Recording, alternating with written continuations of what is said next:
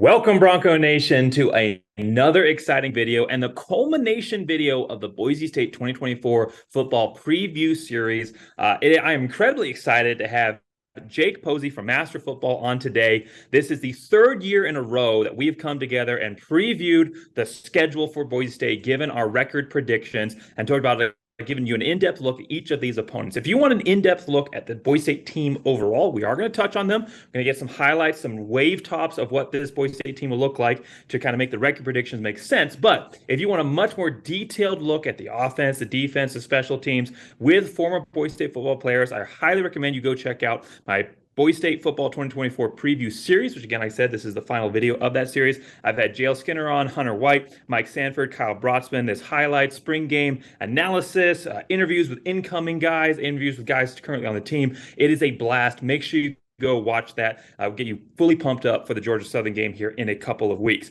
But like I said, I got Jake on today. He has two great channels. The one he's been running for a few years now is the Master Football channel. So make sure you guys go check that out. Put a link to the description as well. Link in the description for that as well. It is a great channel for all of your college football content. He does Boise State stuff. He does college football as a whole, realignment, anything that's going on in the college football world, any breaking news, he's going to get in there and give you a great video discussing it. Really great job of his statistical research as well as his fantastic stuff. Now, if you're a college football 25 video gamer like myself, and like everybody who loves college football should be, you're going to want to go check out his MF Film Room channel. This is a new channel they started, and it's already exploded. It already has more subscribers than the original Master Football channel. He is just doing incredible stuff, right place, right time. Both channels are incredible, so make sure you check out whichever one. Check out both. Check out both and subscribe to both. They're going to give you great content, whether it's college football related in real life or college football related in the video game. He gives you great breakdowns and really helps you learn how to play the game better, which is definitely something I need. All right, so getting into the video itself, thanks again so much for coming on, Jake. There's a lot of excitement for this team and this season. You happen to actually get the benefit of living in Boise. Do you feel that excitement in the air for this team this year? Absolutely. And if you think about this, I was talking with my friend earlier. If you had been knocked out the day before the season started last year, and you would wake somebody up, you're like, "Oh man, ooh, so how's Coach Avalos doing?" You'd be like, "Ooh, well, what happened? How's Taylor Green doing?" You'd be like, "Ooh," you'd be like, "Oh, how's offensive or defensive coordinator Spencer Danielson doing?" You're like, "Well, he's still there, but literally new head coach, new offensive coordinator, new defensive coordinator, new quarterback. It has been crazy." I will tell you this: the flip from the day after the loss at Fresno State until now, the literally, it's like buying Bitcoin in 2001. It is like, I'm not even sure if that's the first year Bitcoin was available, but you know what I'm saying? It is like a skyrocketed ship. You talk about Malachi Nelson, who, again, we're going to talk about him because he may or may not be the starter coming up this next season. We're going to talk about him. We're going to talk about Ashton Jeanty and his Heisman campaign. We're going to talk about how, I'm telling you, it is what it is.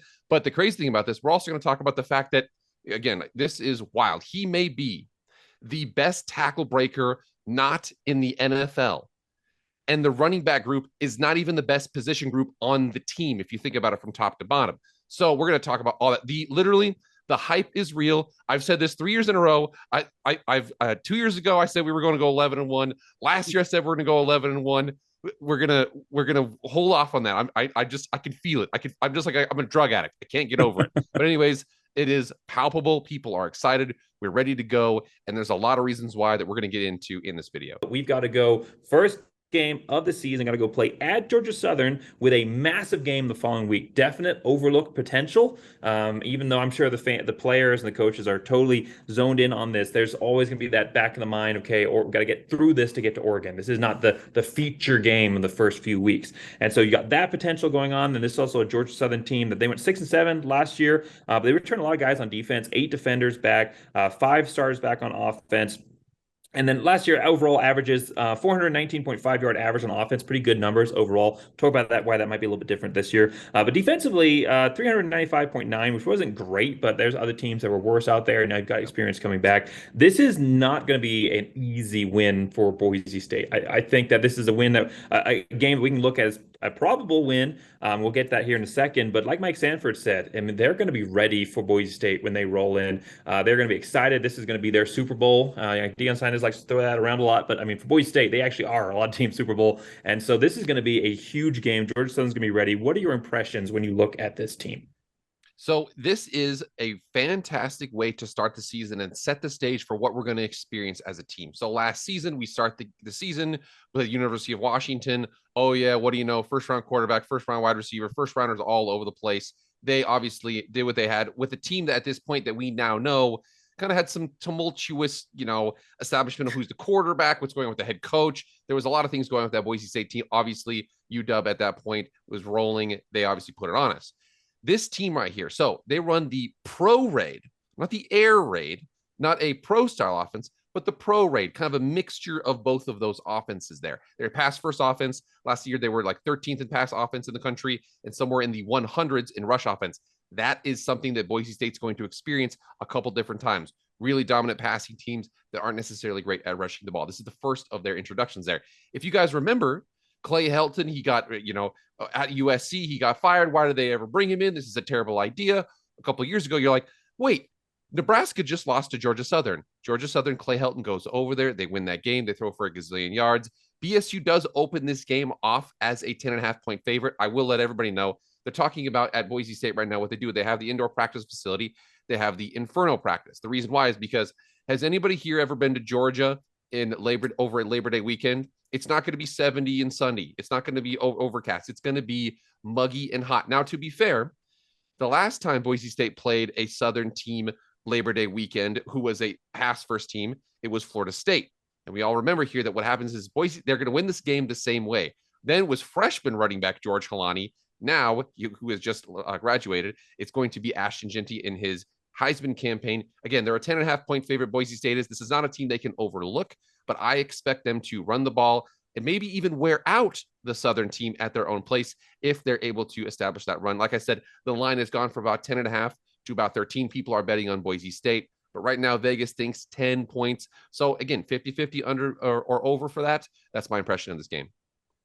Yeah, when you talk about wearing out Georgia Southern, it's going to be on the backs of Jeanty, Dubar, Sire Gaines. This is a running back room. Boise State does a great job of conditioning in general, but this is a running back room that if Jeanty gets tired, they can throw in Dubar and he can maintain at a great level, and Sire Gaines can do the same thing. And so for Georgia Southern, they have a lot of actual positives coming into this that do help them have a better chance. So they have 6 of their top tacklers back. They're starting running back from last year, and 2 of their 3 top wide receivers from last year, each with 600 plus yards each. And then their head coach is coming into year 3, and he's made improvements each of the last previous years, both 6 and 7. But you could definitely see a trend upwards for Georgia Southern in both of those. And so year 3 for their head coach with a lot of guys back, especially on defense, maybe this is a chance for them. Unfortunately for Georgia Southern, they just lost one of the best quarterbacks they've ever had in Davis Bin, who threw for 3,781 yards, 24 touchdowns, and 9 picks. And when you talk about a pass-first team, now they're having to go back, and nobody else got significant reps for them at quarterback, and they're in a similar situation with Boise State, had to break in a new guy.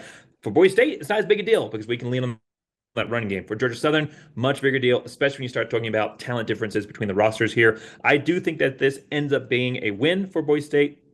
I don't think that's going to be a blowout. I don't even necessarily think that'll be like a 3-possession win. I think that this will come down to somewhere between 10 and 14 points. Not a game that for most of it you're on the edge of your seat, but one that I think you feel like Boise State's winning, but they're not winning as big as you wanted them to. And I think a lot of that's going to be breaking in the quarterback, whoever that is, and his connections with the wide receivers. And then obviously all those fresh newness that comes with playing the first game of the season against a team that is going to be actually, I think, good defensively for them. So Boise State gets this win in a large part because I don't think Georgia Southern has the offense to beat Boise State. But I don't think if fans come into this expecting a massive blowout and they don't get one and they think we don't have a shot against Oregon because of that, don't. I think this will still be a win, and we can expect some growing pains, and also maybe Boise State not necessarily exposing their entire playbook in this. I think it'll be a win, but something that's somewhere within 2 possessions for Boise State.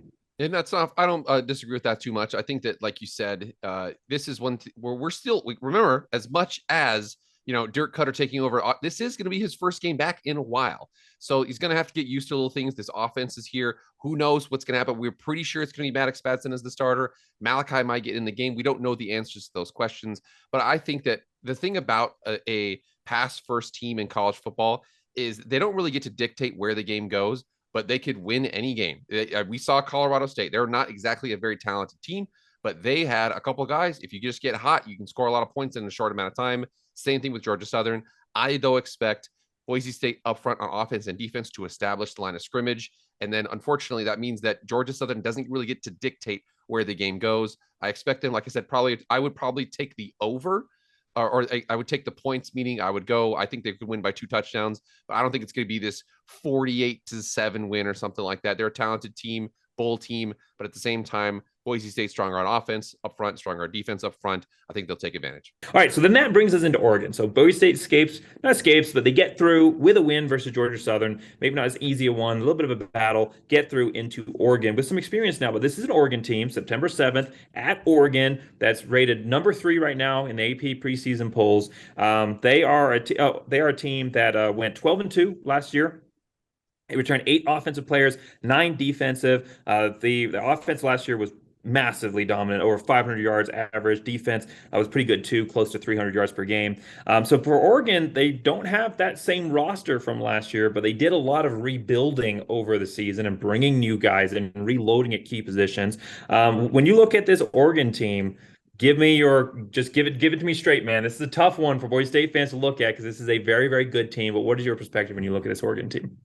I mean, Oregon they lose Bucky Irvin, they lose Bo Nix, but they absolutely are going to just completely reload. They've got, Tez Johnson and Evan Stewart at wide receiver, Jabbar Muhammad, who played at Oklahoma State, then played Boise State last year at Washington, is now going to play them a third time. Actually, no, I don't know if they'll play them a third time, but he's going to play them at Oregon this year as well. So I will tell you, there was one stat that I saw, basically the only opportunity for Boise State to win this team.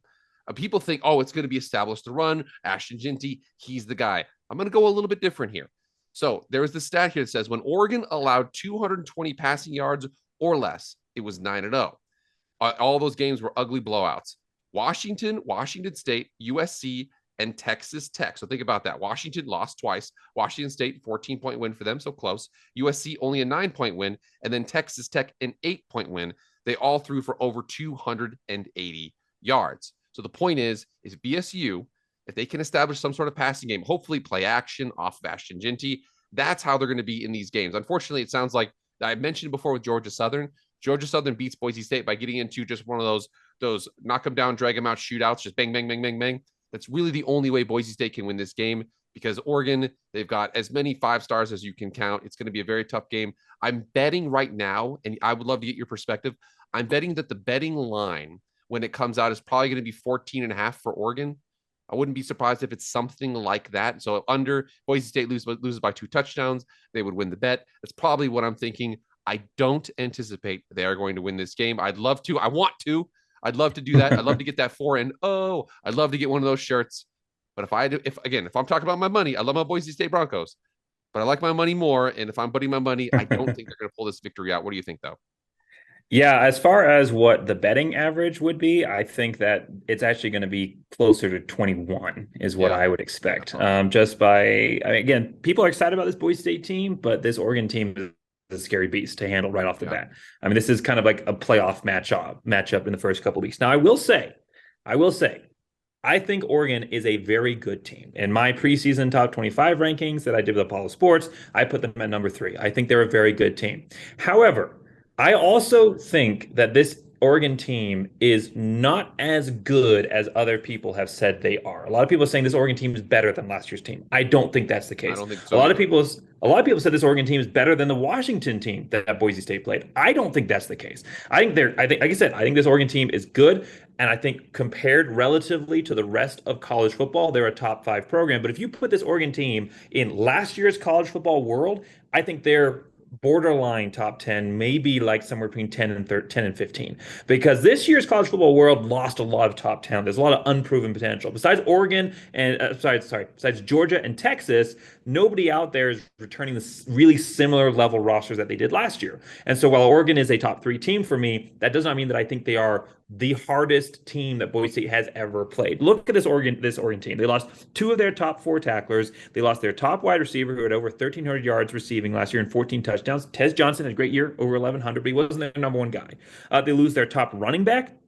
The second guy stepping up, who's expected to be the starter, had 759 yards rushing, but nowhere close to the almost 1,200 yards rushing that their number one guy had last year.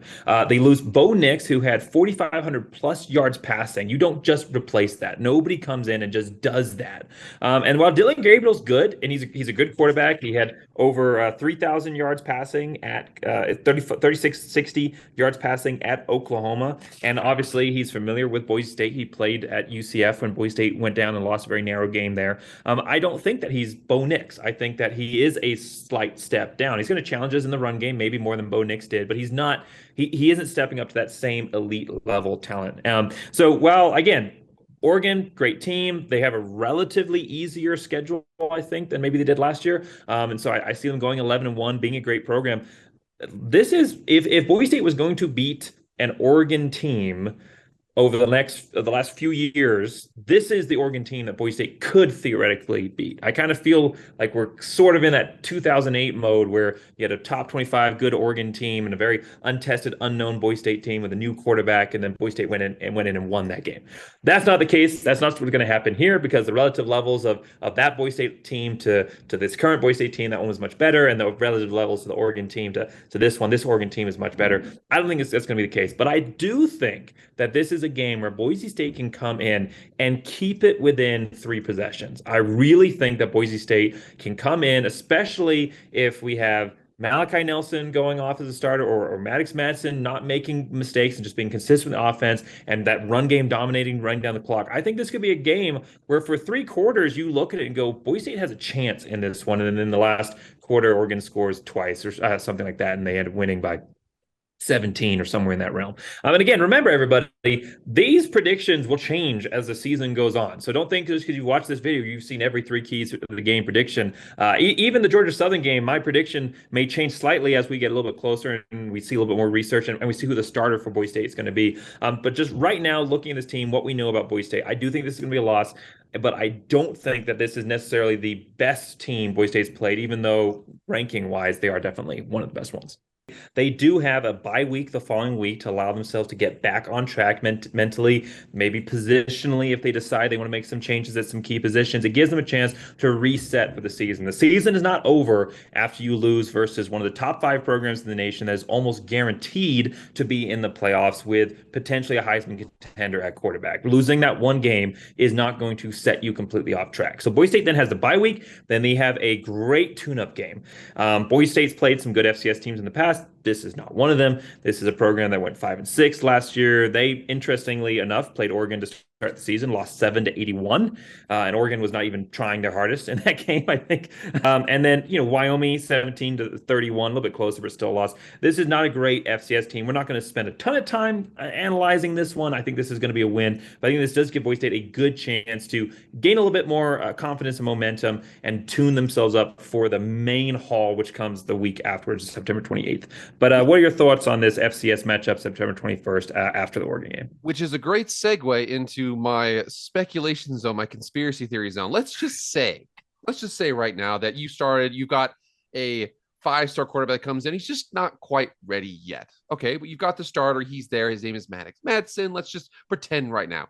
And let's say he goes out there against Georgia Southern, gets a win, goes against Oregon, and we have a bad loss. After bad losses, despite people's play, you just start to ask some questions.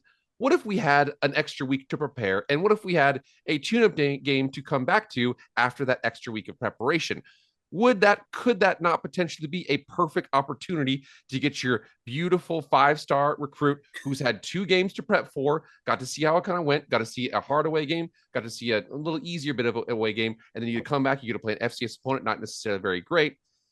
I'm not saying it's going to happen, but I'm saying that the stars are kind of aligning in that direction. Will it? We don't know, but I'm just saying look out for that. Again, I might be cuckoo for Cocoa Puffs, but check that out. I'm telling you, look into that after this game.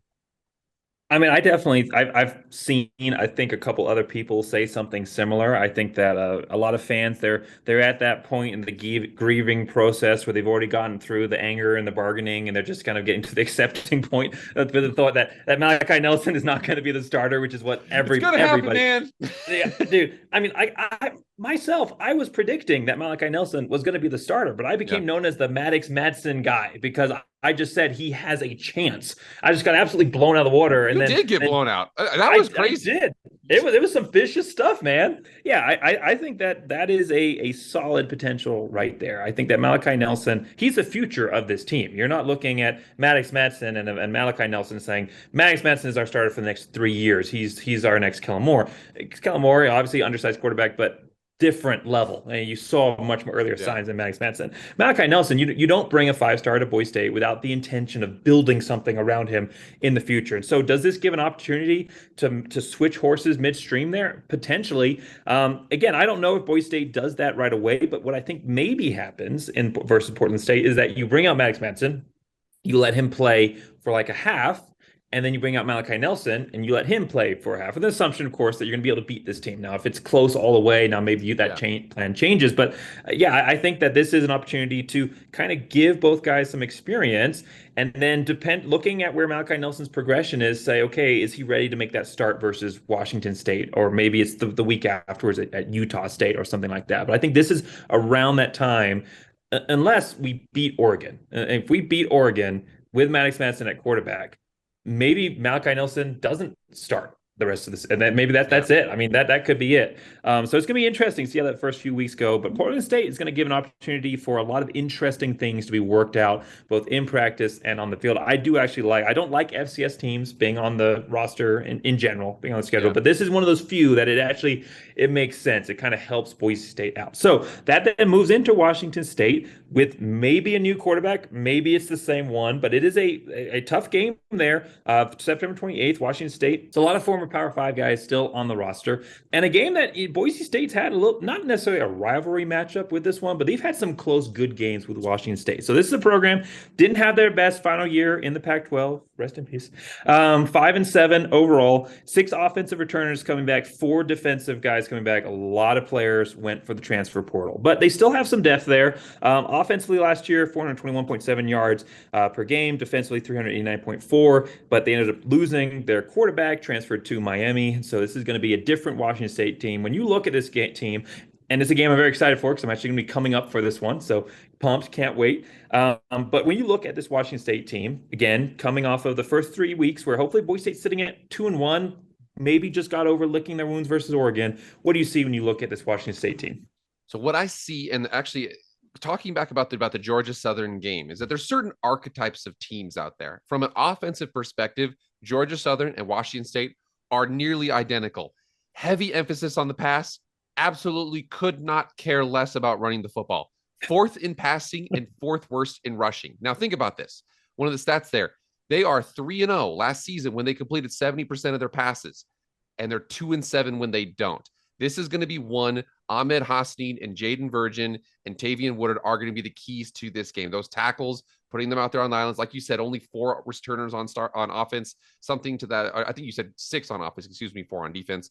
So they lost a lot in the portal. Still at the same time, I think that you're going to see that Power 5 ability up front on the lines more than you're going to see out on the receivers. On the offensive and the defensive line, you'll see some size. Again, I think that this is from a schematic perspective, they just don't run the football. But like I said, when it's like that, you could get into a game. Colorado State was the same way. They don't really run the ball, but you can get into a game where it goes back and forth. I think in the same way, super boring, very, very traditional, the most bland thing you can say about a football team.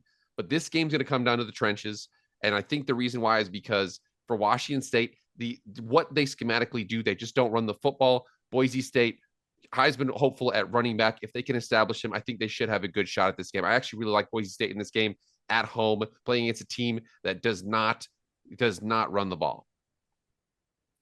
I think that this is going to be the statement win for Boise State in the first half of the season. Obviously, you'd love to go out and get a statement win versus Oregon, but likelihood not going to happen. But coming off of their fourth week now, fifth week of the season overall. So 5 weeks worth of practice. They've just come off of Portland State, which should have some good energy, momentum, and they have hopefully someone at quarterback that is now a little bit more established. Again, whether it's Maddox Madsen with a little more experience under his belt, or it's Malachi Nelson coming in and getting that opportunity to start. I think you have a passing game that is starting to find itself. That super deep wide receiver room has developed chemistry with the quarterbacks, and they're starting to develop their own confidence. The offense is making a little bit more sense to them at this point. It's the fourth game of the season for Dirk Cutter to establish this new offense. I think that this is that opportunity for Boise State, when the coaches are looking at the schedule, for them to say, okay, this is our chance to do something that we can then build on and ride off of all the way to the playoffs the rest of the year. So for me, I'm looking at this Washington State team, a team that lost its starting quarterback,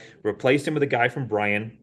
So an FCS guy coming in. Again, he did good stuff at Bryant, but Bryant's not, one of those top FCS programs. It's kind of a wow, that was Washington State's really fallen off the Power 5 wagon, haven't they? They got to go down to the FCS ranks. And he could be great. FCS guys have made the step. But quarterback is one of those positions that it is more difficult to go from the FCS to the FBS level, and you don't see it as consistently throughout.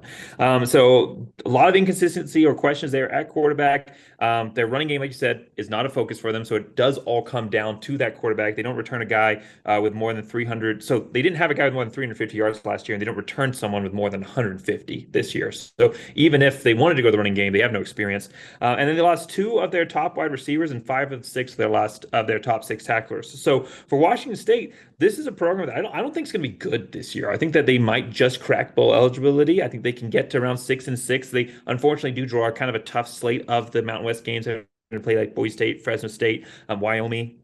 So, I mean, it's going to be kind of a tough slate for them in the Mountain West, not guaranteed wins. And I don't think they're going to be as good as some of the teams that Boise State's can play later on in the season. Opportunity where the momentum is for Boise State to go get that win. Passing game, I think we start to see that spark in a way that we haven't the previous 3 games. And then, of course, running game still dominant. This could be a 17-21 plus win for Boise State. Then Boise State goes and plays another team that's hurting. You talk about Washington State hurting from the Pac-12 and what happened to them with that. Now you go to Utah State, which coming into the season, I mean, they weren't in a terrible spot. Okay. I mean, they won the Mountain West a few years ago in 21. They'd had 2 back-to-back years of 6 and 7. They'd kind of been working some things out.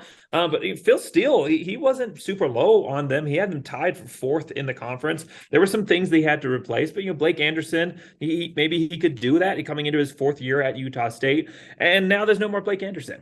Blake Anderson fired from Utah State.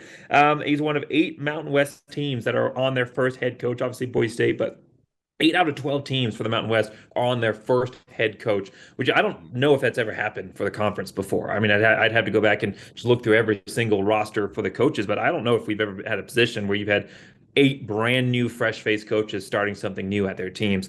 And so 6 and 7 last year, 8 offensive players back, 7 defensive. They had a lot of guys back offensive and defensively, some momentum around Blake Anderson, but now Blake Anderson's gone. So 438.6 yards offensively, 433.1 yard average defensively.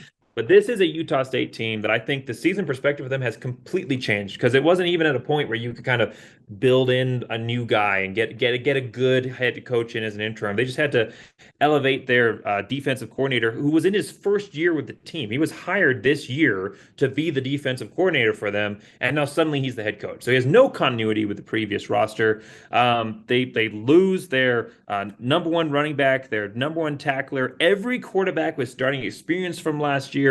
They had some guys transfer in, like CJ Tiller from Boise State, has some potential, but now you don't have an experienced guy at the helm. This is a Utah State team that I think could be headed for non-bowl eligibility this season. I think this could be a very bad Utah State team now. What are your thoughts when you look at this program? AD fired, head coach fired. It sounds like this is all off the field. It sounds like some bad stuff happened. We are not going to get into that. But with that, Spencer Petras from Iowa comes over, and if it's an Iowa quarterback, listen, I don't know what's going to happen there. CJ Tiller is in the mix from Boise State, transferring to Utah State. But you saw at the same time, when your coach is fired, there is a 30-day window where you can enter the transfer portal. There's a kick returner, I believe, who transferred to Boise State in that window. So what I think is going to happen here, I wanted to kick it back over to you. I have no idea what to expect from this game. I have no idea what to expect. I don't know what the offense is going to look like. I don't know what the defense is going to look like. I have no idea, because unfortunately, I think even Utah State kind of doesn't know what's going on there. What's your perspective? I have no idea.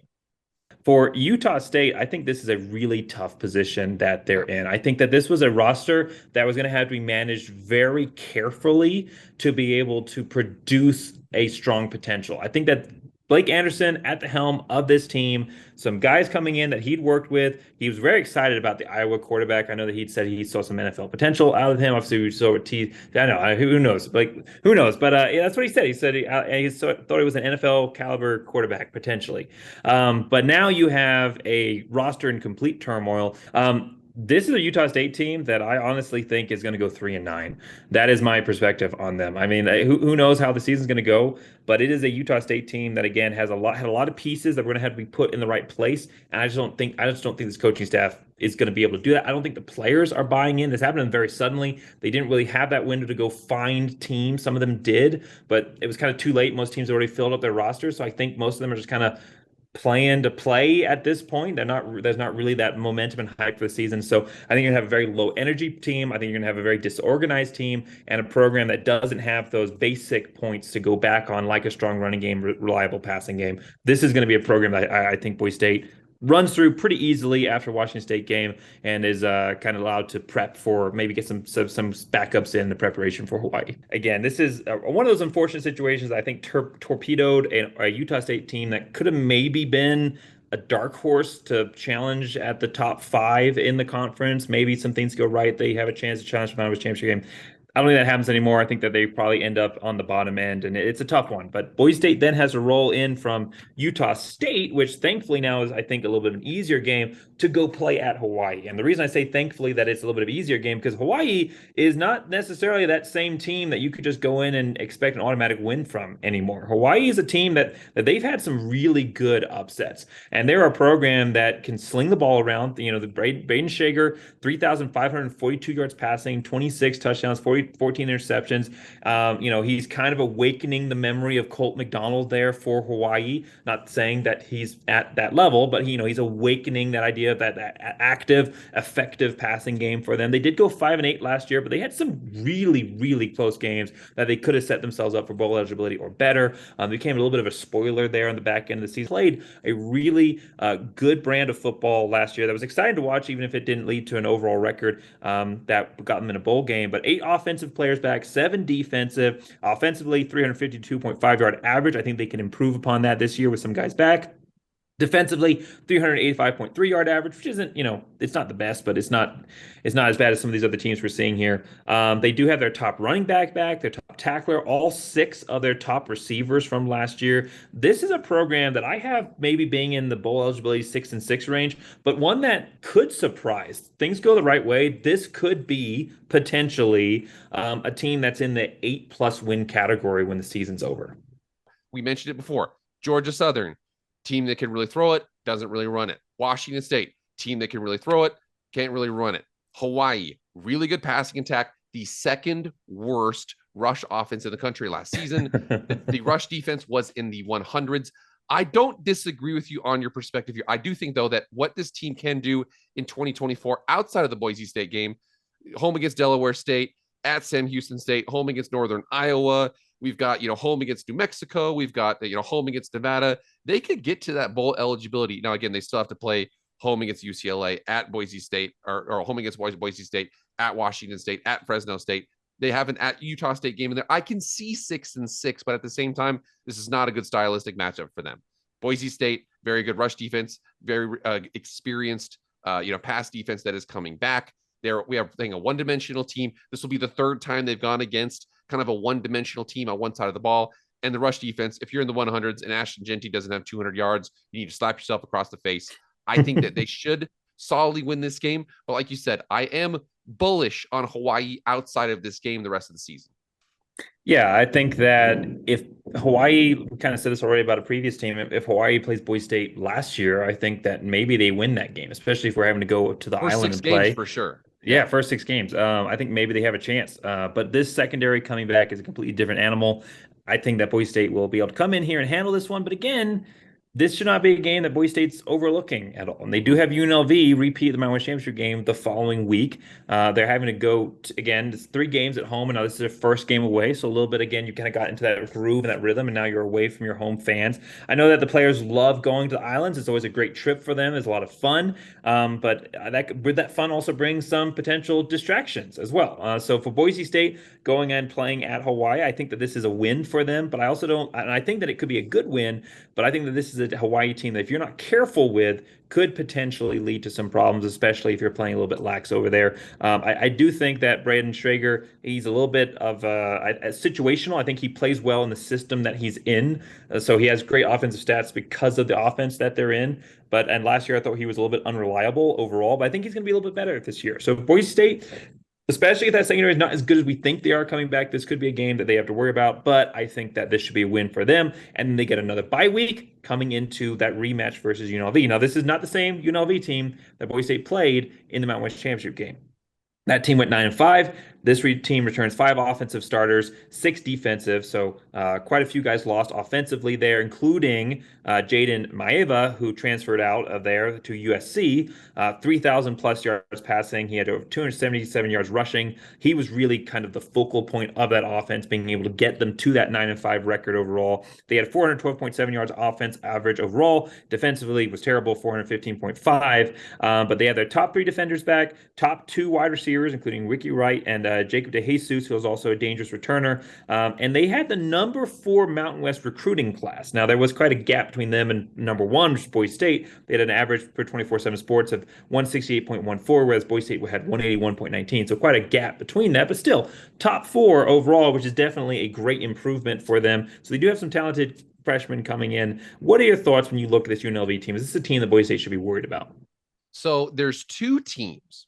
There's 2 teams that I think everybody looks at from a structural perspective and from everything outside of the football field should be powers in the Mountain West. There's 2 teams, Colorado State and UNLV. Colorado State outside of Denver. I mean, it's far, but it's realistically access to that market. It's got a ton of funding. It's a solid school. UNLV, they're doing their best to improve all that stuff. UNLV has the amazing facilities. They play where the Raiders play. I know that it's not an on-campus stadium, but at the same time, if you have to accidentally play in a $2 billion stadium, you're going to accidentally play in a $2 billion stadium.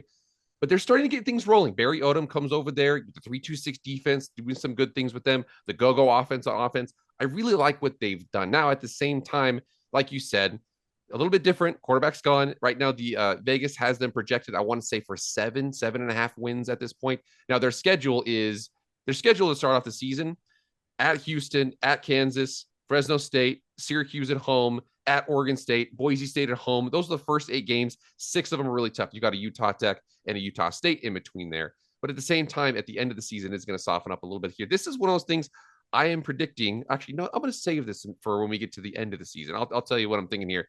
But at the same time, this is going to be interesting. I'm actually going to be at this game. So this is going to be a fun weekend. So my friend is a Chiefs fan. Raiders Chiefs is on that Sunday. Boise State and UNLV is on that Friday. I'm going to go to both. So I will be there. So it's going to be an awesome game. But at the same time, talking about this game from a schematic perspective, they're still going to be they're going to be talented. This is an interesting game. This is one of those, I won't say 50-50, but I'll say it's a 60-40 game. It's still going to be tough. They've got some additional transfers on defense. QB is a big question. They've got some FCS transfers in there. Like I said, they're still projected around 7 wins. I think Boise State should be able to handle this one. But again, they're talented. It's on the road. You just don't know. Like I said, 60-40. But I'm still leaning towards a Boise State victory in this game. I've done a lot of videos talking about UNLV because they come up quite frequently in the conference realignment discussion. And I think that UNLV overall is a Trojan horse when it comes to their potential. I think they have a lot of stuff on the outside that looks really good.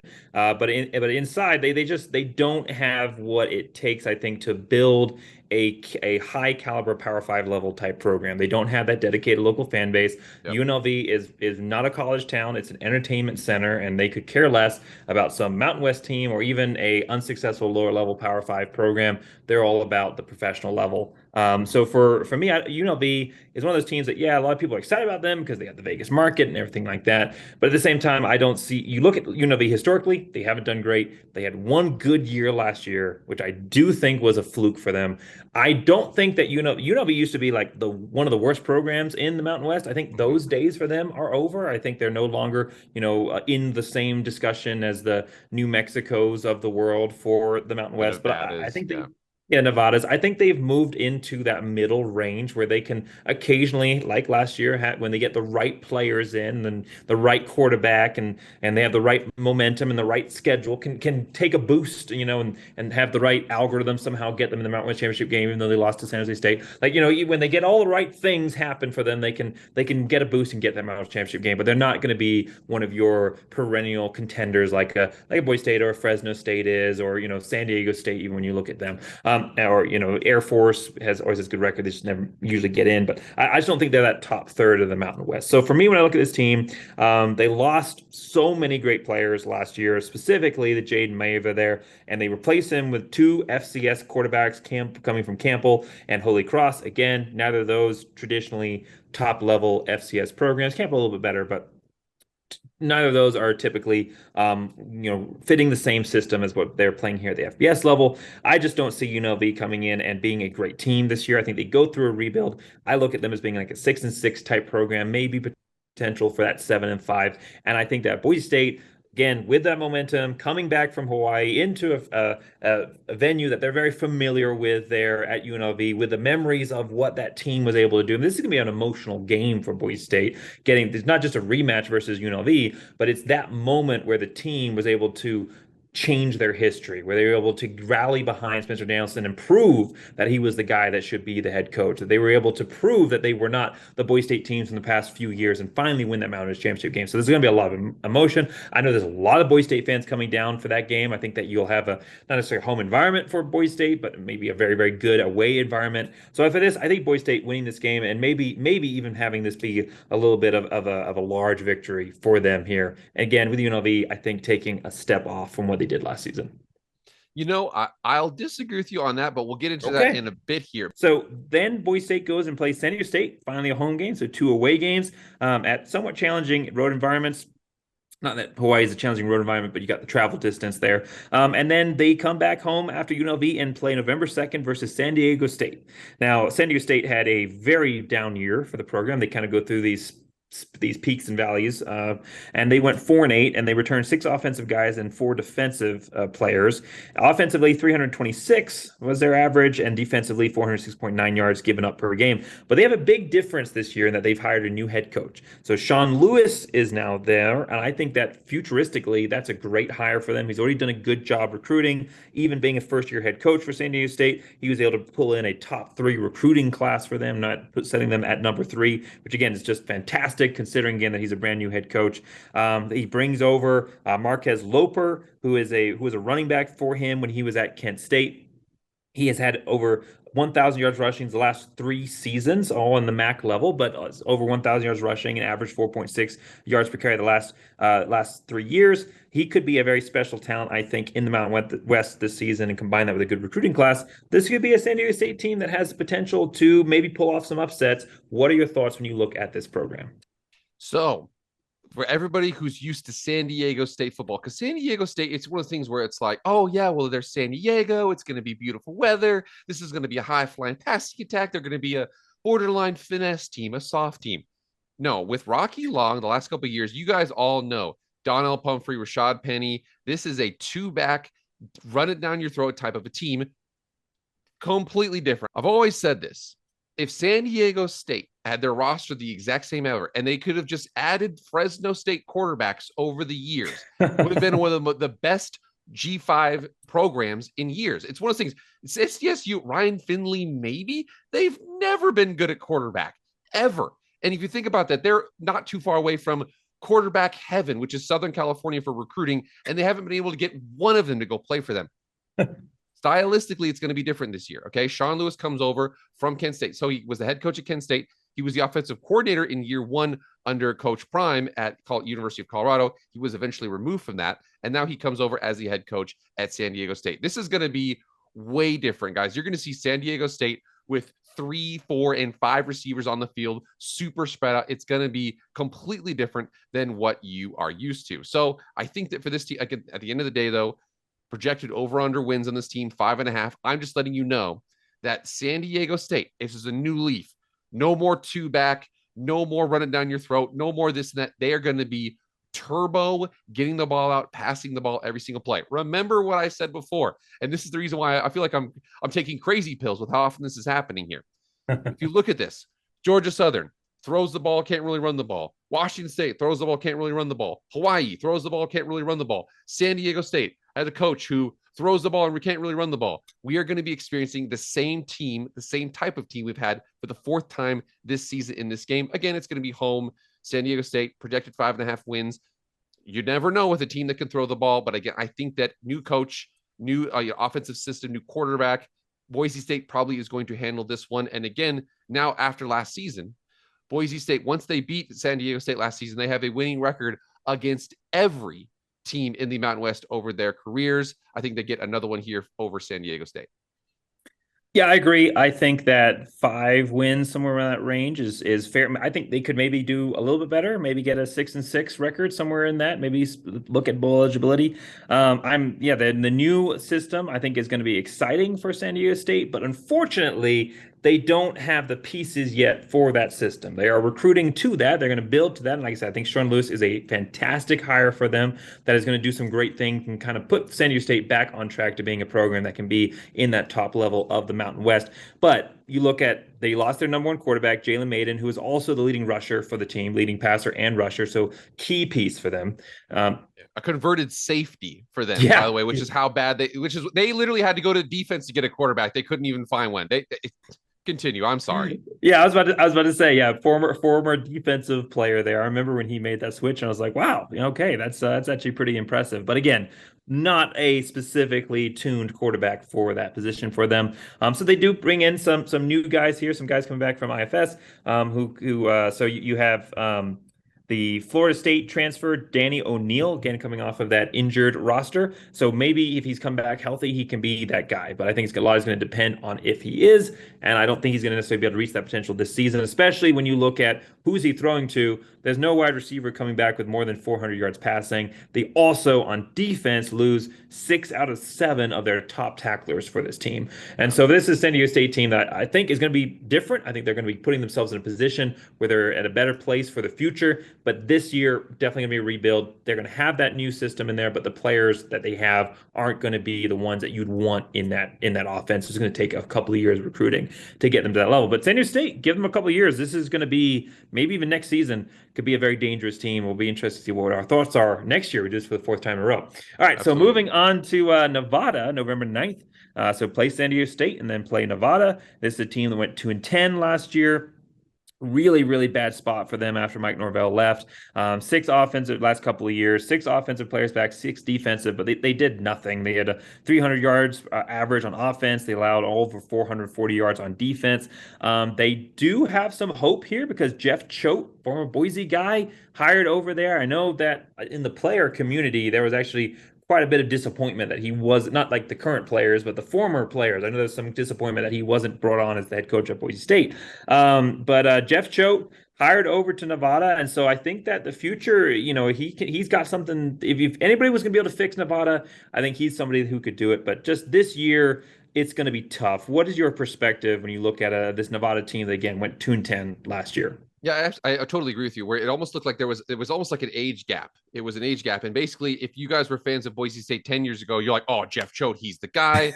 But to be fair, Jeff Choate, Bronco Mendenhall, Spencer Danielson, all interviewed, and then Jeremiah Dickey, the now extended Jeremiah Dickey, decided to go with Spencer Danielson. He was like, "Listen, I got the guy. He's right here." He saw him. Now that doesn't mean that Jeff Choate can't be successful. So for Jeff Choate, one of the big issues, and I've got a couple friends who one of my best friends, his brother-in-law is a Nevada alumni, and he even says, like, the community, they don't really care about sports. They care about fighting Boise State fans when they go there, myself included, but they don't really care about sports in general. They don't care about the football program. They kind of care about the basketball program. It's kind of whatever there. This shows that they care, and that's important because one of the reasons why, Jay Norvell was taken from Nevada to go over to Colorado State was because he saw the institutional investment at Colorado State. Whether or not that turns into victories, we still have to see what that is. But we see that because unfortunately for Nevada, we just don't really know if they care. This is a good point. Jeff Choate is a good coach. He has a very difficult job at turning this program around. A community that doesn't really care, a roster that's projected right now. If you look at this right now, their over under win projection totals is 2.5. So you would make money if they went 3-9. That's how bad this team is at this point. So for them, like I said, I'm not putting a lot of, this is a home game. It's Nevada. It's probably one of our last true rivals, if you can even say that, but they don't really care about sports. We're seeing definitely a bifurcation of the people who care about sports and the people who don't. Nevada is kind of in that leaning towards the don't. This shows that they care about hiring Jeff Choate, but he's got a Herculean task at turning around this roster and this team. Yeah, I had written down here bad culture. That's a big negative for him. It's tough to come in and fix what Nevada is, both from obviously a fan's perspective and the buy-in there, but just on field, very little on-field success to show for. They don't have that winning culture success. Occasionally, they'll get in one of those once in a lifetime type quarterbacks or coaches who'll come in and will raise them to a new level. But that's not the consistent Nevada that you see overall. And then also, I mean, they lose their top 6 receivers. Their leading receiver coming back is 103 yards. Now, they do have some guys coming over that could bring some potential excitement. Chuba Purdy. So, I believe he's the brother of Brock Purdy, if I'm getting that right. Yeah, he is. Yeah, brother of Brock Purdy transferred over from Nebraska. So he's come over from Nevada. Jeff Choate he's doing a tour of the whole state. He's hit like every county. Because obviously he's a Boise guy, so I still follow him, even though I get Nevada stuff on my feed now. But he's done like a tour of every county, trying to like build up some excitement. And there does seem to be a shift somewhat in the mindset and approach to Nevada here. But it's gonna be tough. I think they could get, because of Jeff Choate, I am saying 4-8 wins. I think I might be being maybe a little biased and optimistic in that proposal. There are some opportunities if they can get a win here that and there. I think they could get to 4-8. But this is a game that Boise State handles easily.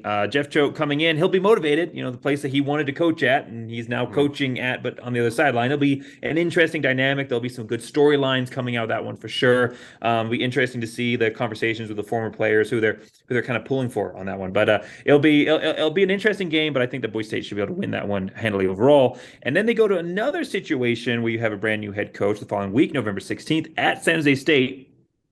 A program that went 7-6 last year, again, was right there on the edge of getting to the Mountain West Championship game, beat UNLV right before the end of the season, went down to an algorithm to determine who was going to end up at the top.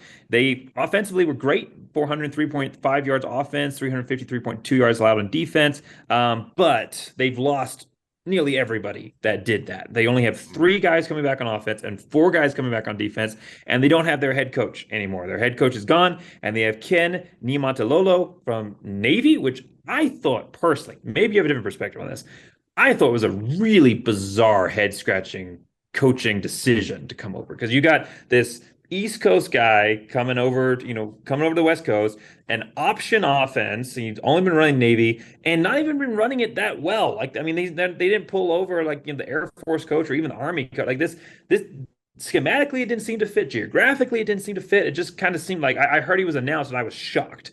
I did not expect to see that coming. It's an interesting hire. It does bring some, notability to the program, kind of puts them in the spotlight a little bit. But this is a really weird one for me. They lose a lot of guys. 7 out of 9 of their top tacklers, their top 4 rushers, 3 out of 4 of their top wide receivers. Shavon Cordero, quarterback who had 2,700 yards passing, almost beat Boise State. Their one guy coming back is Nick Nash, but you're not going to build a team around one wide receiver.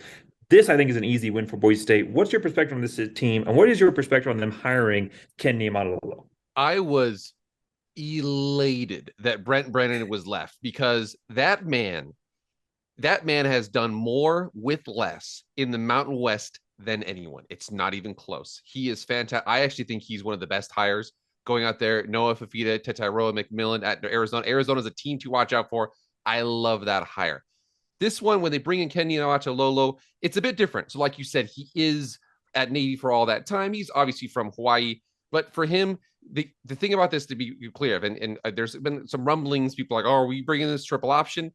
The offensive coordinator that they brought in there is going to be Craig Stutzman. He takes over on offense. He's from Texas State. Texas State runs a more traditional spread. They're not going to be lining up in the wishbone. I also think that from like a Navy, Army, Air Force perspective, it's tough to run anything but that, just because your offensive linemen weigh 250 pounds, and there's limitations you can have on that. So I think that this is a rebuilding team. I wouldn't be surprised. I don't know. Again, this team could be a spread team that runs the ball. Texas State actually had a pretty good offense there. I don't know what to really expect here, but the cool thing about this is we get them in their 10th game. We are going to see 9 examples of what this team is before we get into this game. Again, most of the roster depleted. It's on the road, but Brent Brennan's gone. This team last season, actually, as a matter of fact, if you think about what San Jose State did last season, a lot of people were mad at Boise State. They thought they were the ones that, no, technically, the team that got screwed was San Jose State. San Jose State had the most brutal start to the season last year. USC, Oregon State, they had Air Force, Boise State. They beat Cal Poly and they lost to Toledo. And then they got hot. New Mexico, Utah State, Hawaii, Fresno State, San Diego State, UNLV won all those games. Still were held out because in the Mountain West, the CFP rankings is the tiebreaker, not a division record or things like that. So got a little bit screwed there. And unfortunately, they lost the best thing that they had going for them, which was Brent Brennan. So for them, I'm interested. I'll tell you what, this is another one. This is like Utah State, probably a little bit more of a positive perspective. I have no idea what to expect. I don't know what to expect from Utah State, probably leaning towards the negative. I don't know what to expect for San Jose State, but I know Ken Niumatalolo, head coaching experience, brought over a successful, guy from a successful offense at Texas State. I don't mind it. Probably still a good victory for Boise State, but I don't mind it. The game I'm really worried about is the next week. Yeah, this is the game that I am maybe the outside of Oregon, obviously. This is the game that I think I'm maybe the most scared of here for Boise State, not just because of the potential to lose it, but also because of what that loss would mean for Boise State as well. Wyoming, a program that went 9-4 last year, they returned 6 offensive guys, 7 defensive guys. Kind of middle of the road offensively, defensively, 327 yards offensively, 352.8 yards defensively last year, average wise. But they don't have Craig Bohl anymore. This is kind of, and again, you talk about Utah State, you talk about San Jose State being a little bit of an unknown. This is, again, I mean, I think it's a little bit more established because they have more coming back, but it is a little bit of an unknown because Craig Bohl built that program there. I mean, Wyoming was one of the worst programs in the Mountain West. Yeah. One of those guaranteed wins, even at Wyoming. Nobody ever worried about playing there unless they were one of their rivals. Boise State definitely never really did. And then Craig Bohl came in and he turned things around. And I know that Wyoming fans, they have different head coaches that they revere more. But I mean, when you look at what Craig Bohl did, especially what he was building on compared to any head coach in Wyoming history, I think he's the greatest head coach in Wyoming football history. He is the reason that Wyoming fans now have standards. He is the reason that towards his last year there, they started not being so good, accepting of his performance, because he built the standards for them to care about what a team could do for them. So no Craig Bohl. The other 2022, he came back to be the head coach now. So they have good continuity between the players. This is, again, I don't know what's going to happen in this team. They have Harrison Whaley coming back. I think it's going to be one of the better running backs in the Mountain West, 5.8 yard average. They returned 6 of their 7 top tacklers. This is always a tough defensive team, or was under Craig Bohl, and I don't expect that to dip with, say, Jay Salvo coming back. But then they lose Andrew Peasley, who was really good for them, and I think it was a big spark to last year's success. But then they have all these names are so hard to pronounce for Wyoming. So Sobada, who flashed really well versus Texas, but inexperienced, only 200 yards passing. They lose 4 of their 5 top wide receivers. I don't know what Wyoming is going to do record-wise. I have them in like the 8-win category probably, but I don't care if this game is them being 5-7 or 5-6 when Boise State goes to play. This is a game that is going to be very, very, very tough for Boise State to go play at elevation against a very good defense and a offense that I think is going to be pretty good or decent overall for Wyoming. Yeah, and I think that if you remember Boise State 2 years ago when they played and there was that crazy fumble at the end of the game, yeah. I think that this is going to be a physical, cold, it's going to be football. The football fans, the old school guys, they're grizzled with their, their beards and stuff like that. That's what this game is going to be. Now, at the same time, new coach, new quarterback. I don't know what to expect. Now, again, this is going to be late in the season, so the team's going to have kind of a little bit of a rhythm there.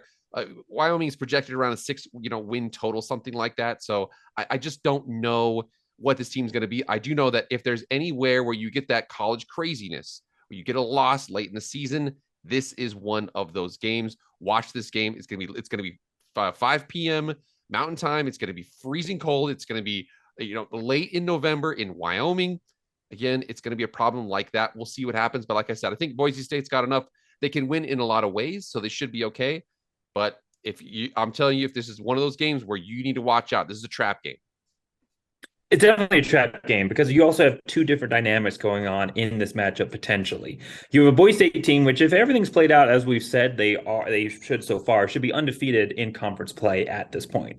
Wyoming, if you look at their conference schedule, it's not terrible. I mean, they have Air Force, who lost everybody. That they're always tough to play, but Wyoming's played pretty well against Air Force in the past, and they're both used to playing elevation. So other than that, though, San Diego State, which we just talked about, so many question marks for them. Probably not going to be a great team. San Jose State and Utah State, we've already discussed them. New Mexico, which is not a very good team. They do have Bronco Mendenhall over there, but I think Wyoming should be able to beat that. Colorado State is a gimme. I think that could go either way. And then Boise State. So this could be a Wyoming team coming down towards the end of the year. Let's say that they lose that Colorado State game, which I am currently predicting that they do lose to Colorado State. It's a rivalry for them, and they have to play at Colorado. Let's say they lose that game. Now they're one win or loss away from playing in the Mountain West Championship game potentially. So they have that momentum, that energy, that desire to win, to play in the Mountain West. They're playing for the Mountain West Championship game. Boise State at this point is playing for the playoffs.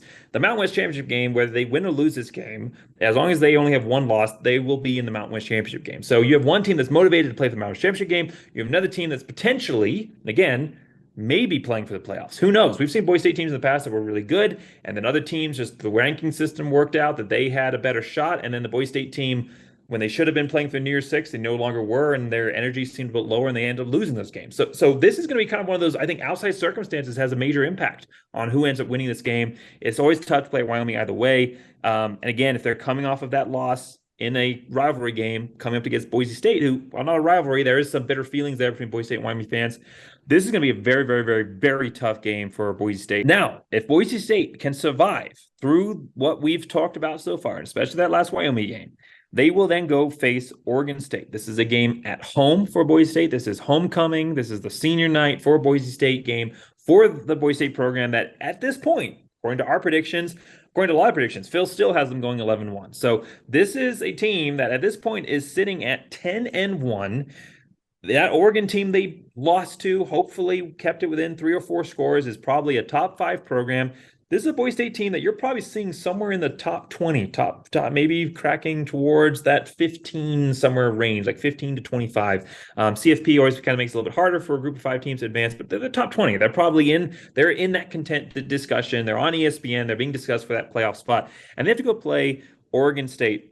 Again, coming into home for them. This is a game that does have a rivalry nature to it. I mean, Oregon State fans, they have been very talkative on Twitter for sure. There is a little bit of a rivalry nature here, and I think this is an Oregon State team that, went 8-5 last year. They lost. You talk about San Jose State losing everybody. This team did lose everybody. They returned 4 offensive players and 1 defensive player. That is so tough. They lost their quarterback. They lost their running back, who was super talented. They lost him to Miami. That was a shocker. Oregon State fans were not ready for that. That came out of nowhere for them. They lost him to Miami. He's joined the Washington State quarterback down there at Miami.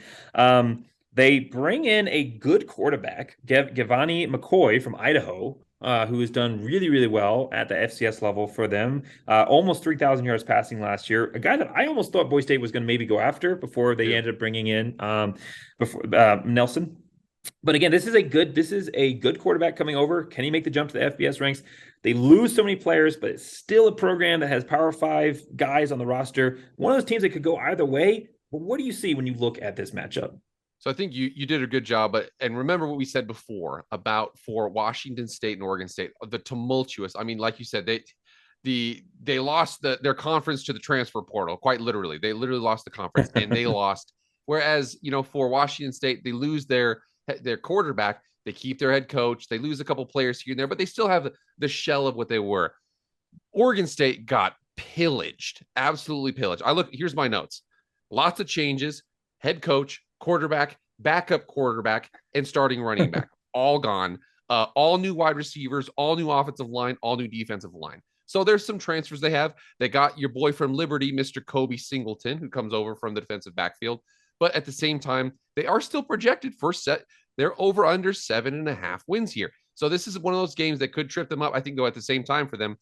Another additional thing that's weird for them, this game is 10 a.m. Mountain Time. That means that their biological clock has it at 9 a.m. This is going to be an early game for them.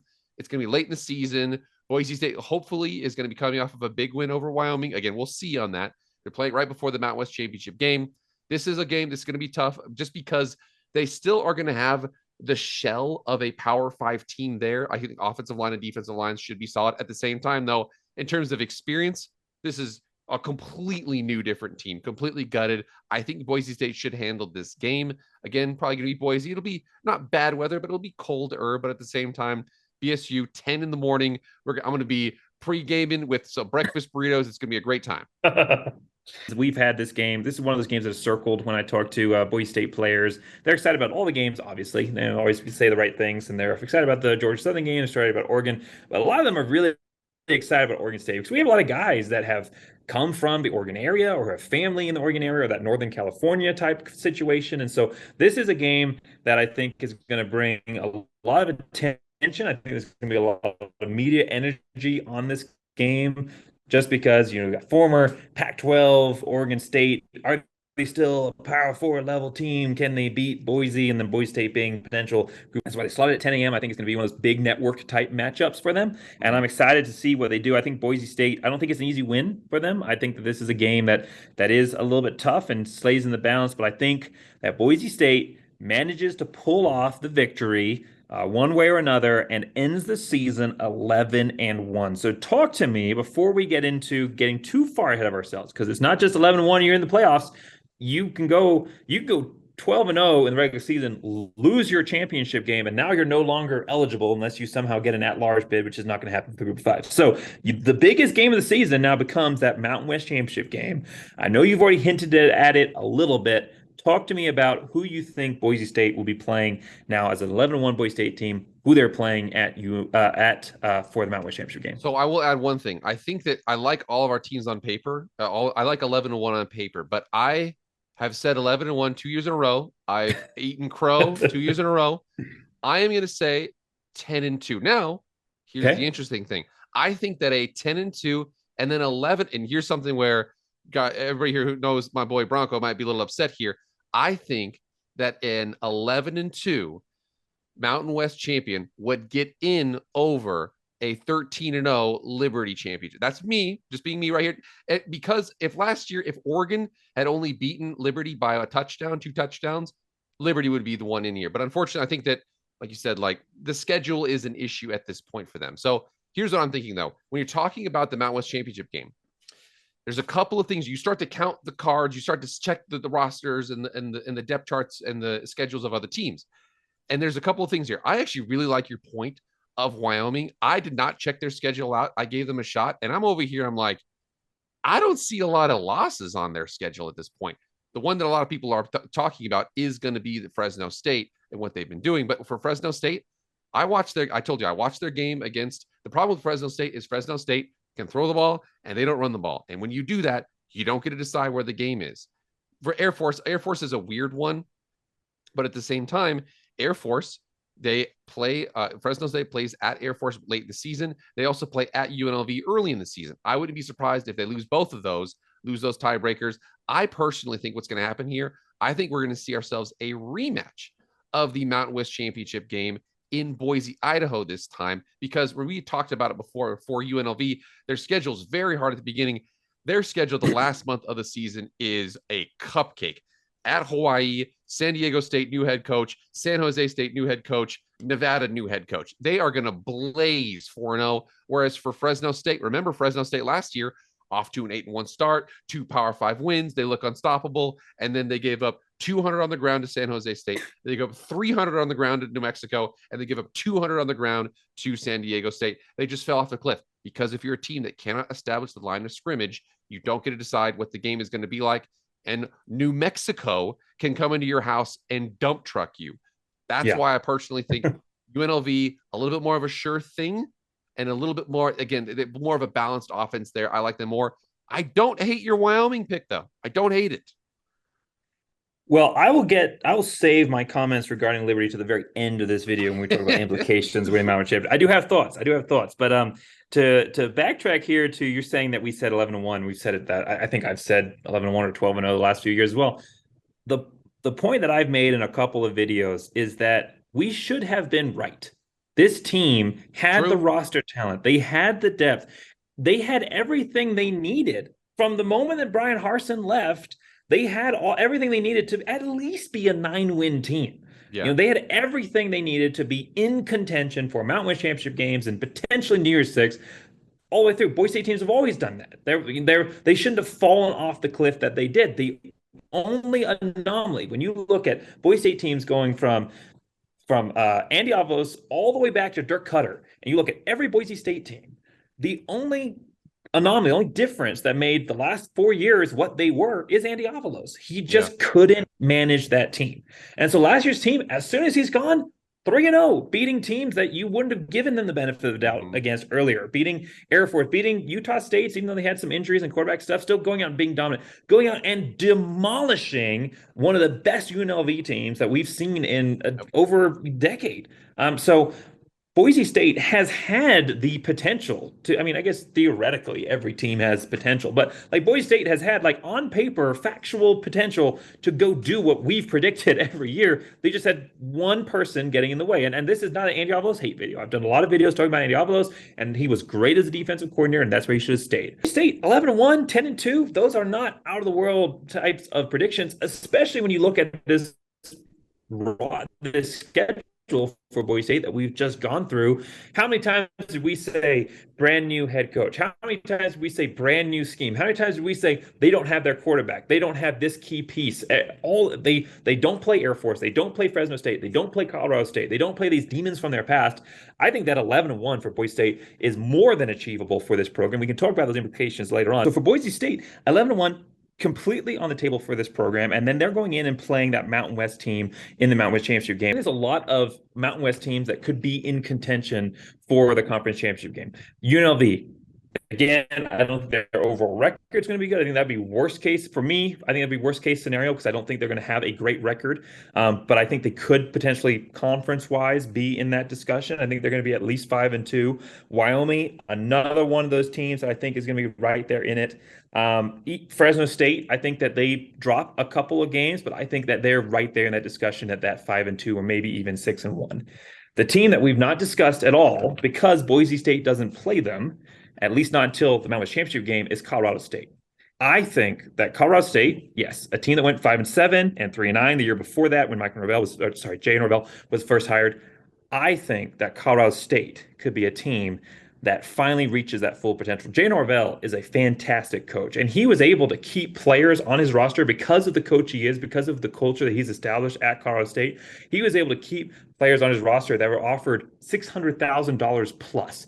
They were just talking about that this week. So that speaks to the culture that he's building. That speaks to the belief that this team has and what those players think that they are playing for. This isn't just players going out saying, okay, theoretically, we could go and win this. But they're saying, like, we actually think that with what we've done, we have a chance to develop something here. They were really close to beating Deion Sanders' Colorado team last year. They were a couple of close losses away throughout the regular season. I mean, they only lost by 2 points to UNLV. They were within 9 points at Wyoming. They were really close throughout the season. They only lost by 3 points there at Hawaii. Again, the season kind of fallen away from them at that point. They didn't have much to play for. But they were really close last year to being in that 9-win, 8-win type category.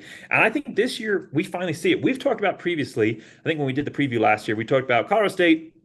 Norvell's building something, but it's not going to happen this year. He's doing good stuff with the recruiting classes. He's doing stuff building the guys on the roster, and he may be dangerous in a few years. We said there's no way he's not going to be Boise State this year. That's not what's going to happen this year. We were wrong on that one, but I think we are right on saying that the future he was building towards something. Last year. I think this season we now see that. I think we see the full potential of Norvell. I think we see the full potential finally out of Braden Fowler Nicolosi. 3,460 yards passing, 22 touchdowns, 16 interceptions. I think he's much more in tune with his wide receivers this year, more passing yards, less interceptions.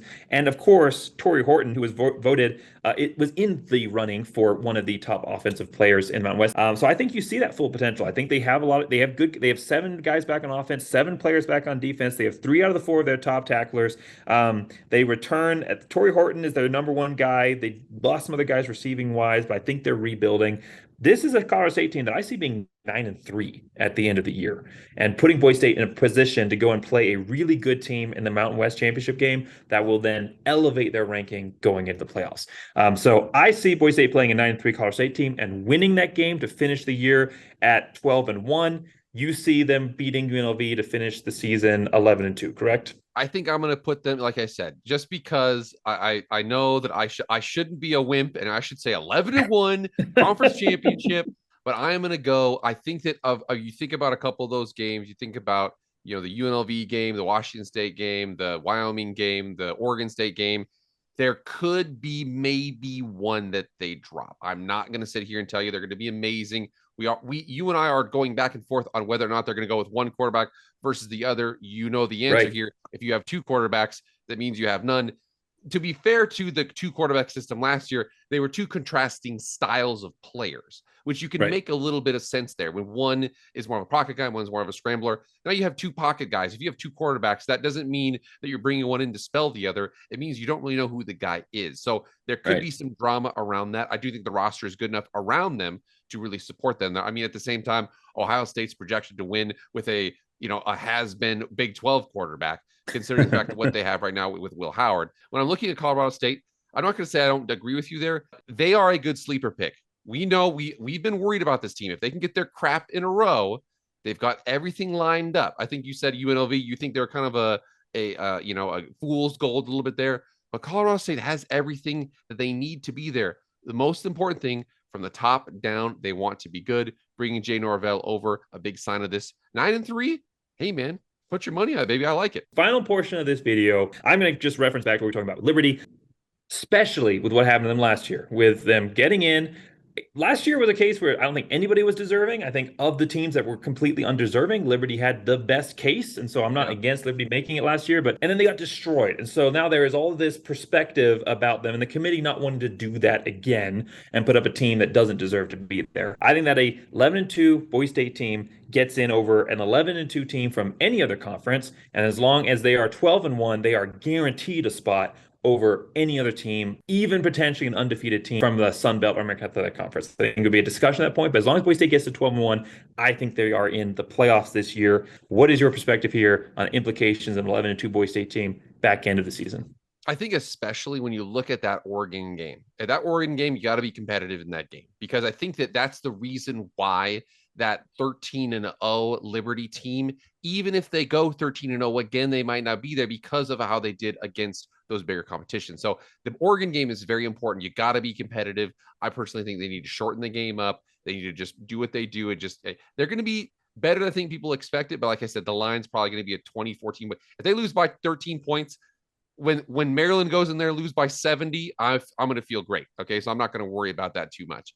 But thinking about this team, like you said, I think now that, Memphis is a possibility in the American, but then you've got the MAC, and the MAC is kind of its own entity. The Sun Belt is kind of its own entity. Liberty, though, is going to probably, right now their betting totals is over under 10.5. So if they go 11-1, that's 50-50 to go 11-1 versus 10-2. But if they go, if they go 11-1, I think Boise State would get in over them if they were to win their conference. So I like it. I like where they're positioned. I am so excited about the future of this team, but I'm incredibly excited for this season. Boise State fans, make sure that you are along for the ride all the way. Make sure that you are reaching out and supporting, obviously, Boise State. Make sure you're supporting the NIL program, which helps establish some of this success. Make sure I'll put links to the Boise State NIL program in the description of the video. Make sure you're going out and buying those season tickets. Boise State is so close to selling over 20,000 season tickets. And then, like I said, make sure that you subscribe to Jake's stuff as well. Make sure you're the Master Football channel and then the MF Film Room. I'll put links again to both those channels in the description. So right here, the feed just cuts off for some reason. It didn't save on the recording. So to wrap up the video, Thanks, of course, so much to Jake from Master Football for coming on. Thanks to everybody for sticking all the way to the end, including this impromptu last bit here. And as always on this channel, go Big Blue!